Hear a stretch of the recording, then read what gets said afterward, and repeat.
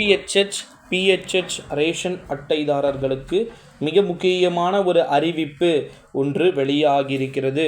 மிக முக்கியமான ஒரு அறிவிப்பு அப்படின்றதுனால வீடியோவை முழுமைக்குமே பார்த்திங்கன்னா ஸ்கிப் பண்ணாமல் பார்க்குமாறு கேட்டுக்கொள்ளப்படுகிறது நண்பர்களே.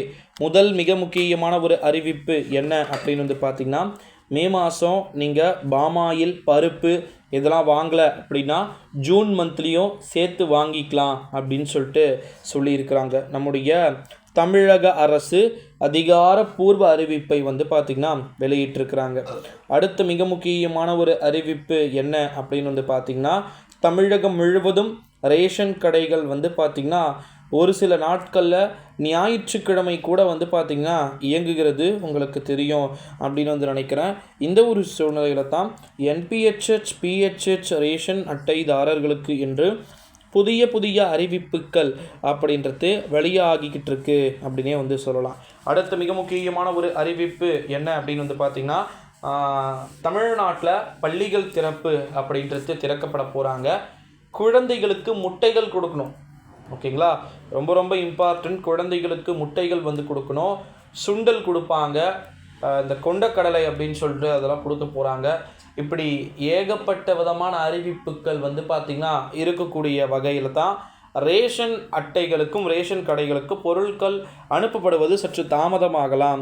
இருந்தாலும் கூடிய விரைவில் அவர்கள் அனைவருக்கும் பார்த்திங்கன்னா அனுப்பப்படுவதற்கு வாய்ப்புகள் இருக்குது அப்படின்னு சொல்லப்படுது நண்பர்களே.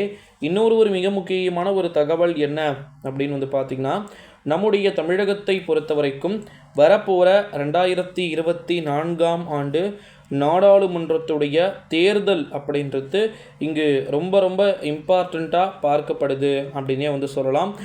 அது முடிஞ்சதுக்கப்புறம் எந்த அளவிற்கு ஒரு பெனிஃபிட் பண்ண முடியுமோ அந்த அளவிற்கு ஒரு பெனிஃபிட் பண்ணுறதுக்கு வாய்ப்பு இருக்குது என்பிஹெச்ஹெச் பிஹெச்ஹெச் ரேஷன் அட்டைதாரர்களுக்கு அப்படின்னே சொல்லலாம். ஸோ வெயிட் பண்ணி பார்க்கலாம் நண்பர்களே. நம்முடைய தமிழகத்தை பொறுத்த வரைக்கும் ரேஷன் அட்டைதாரர்களாக நீங்கள் இருந்தீங்க அப்படின்னா இந்த வீடியோவை எல்லாருக்குமே ஷேர் பண்ணிக்கோங்க.